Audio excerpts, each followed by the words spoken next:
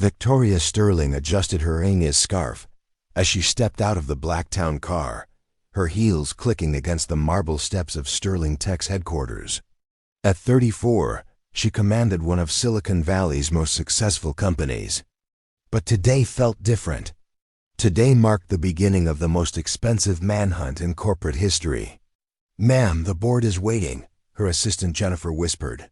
Struggling to keep pace, Victoria nodded curtly, barely noticing the janitor mopping the lobby floor. She never did. In her world of million-dollar deals and boardroom battles, service staff were invisible part of the building's infrastructure. Nothing more. The janitor, Miguel Rodriguez, squeezed out his mop and watched her disappear into the elevator. He'd been cleaning these floors for 3 years, arriving at dawn before the executives showed up, leaving long after they'd gone home to their mansions. At 36, his weathered hands told the story of a man who'd worked every honest job available to support his 8-year-old daughter, Sophia. "Dad, why do you have to work so early?" Sophia had asked that morning, rubbing sleep from her eyes as he kissed her goodbye. "Because someone's got to make things clean for the important people, Mia," he'd replied, not mentioning that his night shift at the warehouse started in just 4 hours, 20 floors up. Victoria faced her board of directors with the confidence of someone who'd never failed at anything that mattered.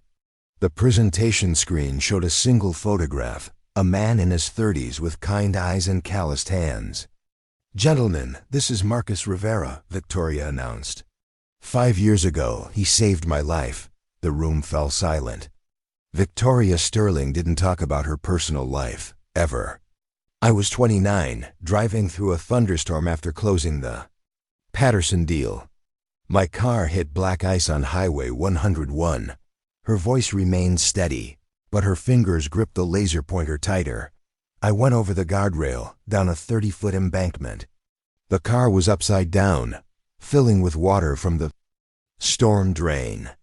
Board member Harrison Webb leaned forward. "Victoria, we had no idea. I was unconscious when he pulled me out.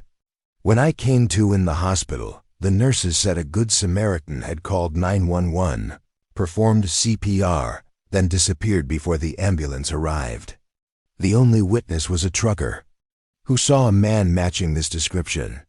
She clicked to the next slide, a police sketch and a hospital report. "I hired 3 private investigation firms over the years.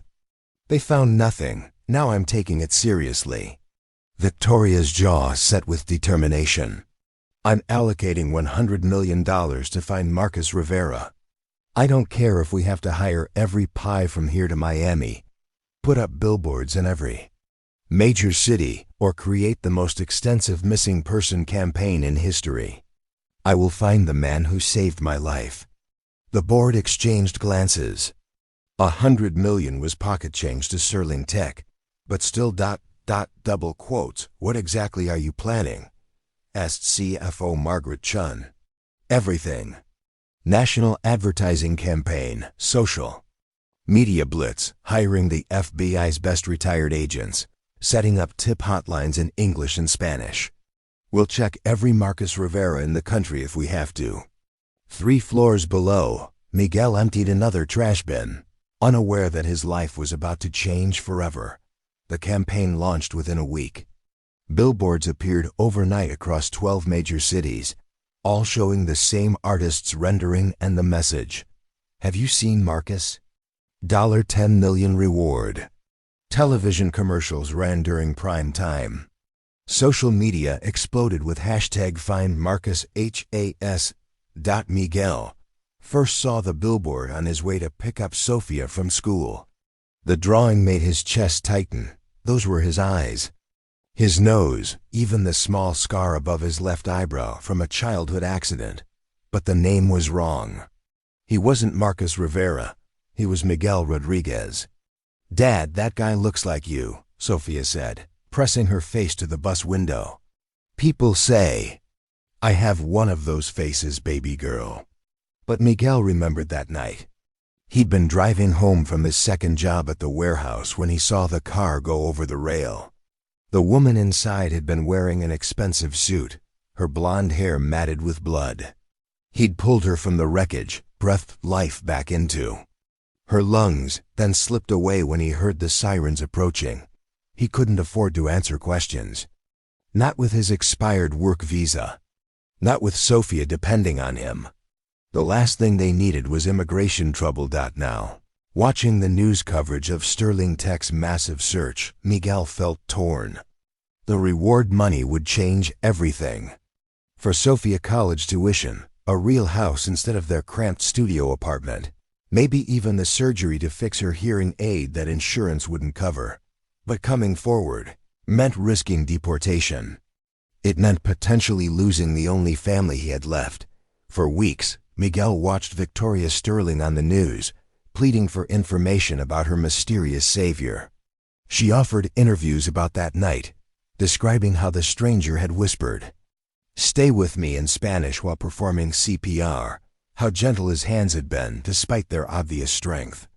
"I need to thank him," she said during one particularly emotional CNN interview. "This man asked for nothing, expected nothing. He saved my life and disappeared." In a world where everyone wants recognition, wants payment, wants fame, this man wanted none of it. "That's who I need to find." Miguel's heart ached watching her. He cleaned her office 3 times a week, had for 3 years. He'd dusted her awards, emptied her wastebasket, mopped around her expensive shoes. She'd never once made eye contact, never said thank you, never acknowledged his existence, but she was searching for him. Spending a fortune to find him. The breakthrough came from an unexpected source. Victoria had decided to expand the search. By reviewing security footage from businesses along Highway 101 from that night 5 years ago. Most had been deleted, but a gas station 60 miles south had kept their archives.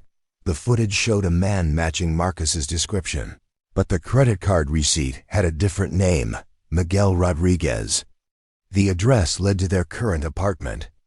Building. Victoria stared at the report in disbelief. The man she'd been searching for lived 20 minutes away. Had been 20 minutes away this whole time. She arrived at the modest apartment complex at dawn, before work, before she could talk herself out of it.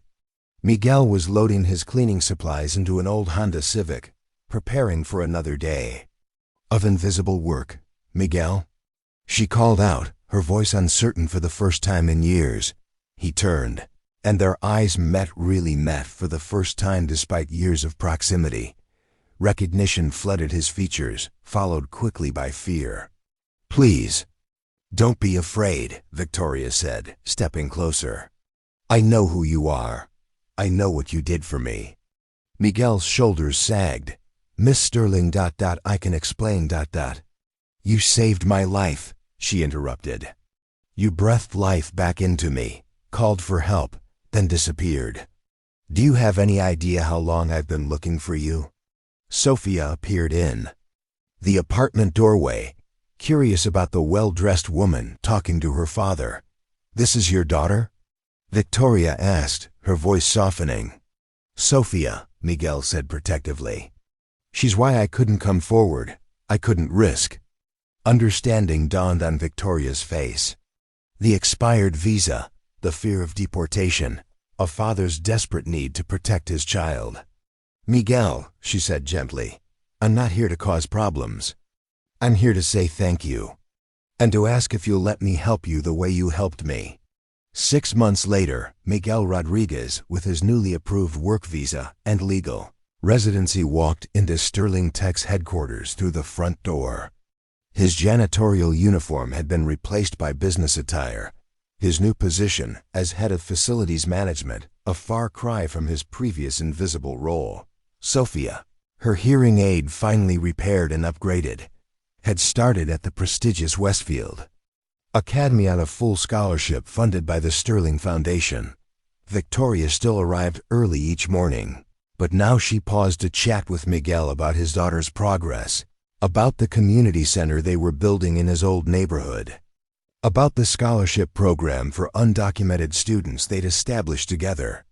"You know," Miguel said one morning, watching Victoria review architectural plans for the center, I always wondered why you were driving alone that night. Victoria looked up from the blueprints.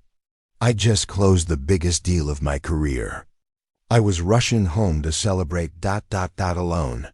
I had everything I thought I wanted, but no one to share it with. And now? She smiled, watching Sophia through the glass wall as the little girl excitedly showed her father's assistant a drawing she'd made. Now I know the difference between success and significance, Victoria replied. It took almost losing my life to learn how to live it. The man she'd spent $100 million searching for had been right there all along, invisible in plain sight, a reminder that sometimes the most important people in our lives are the ones we've trained ourselves not to see.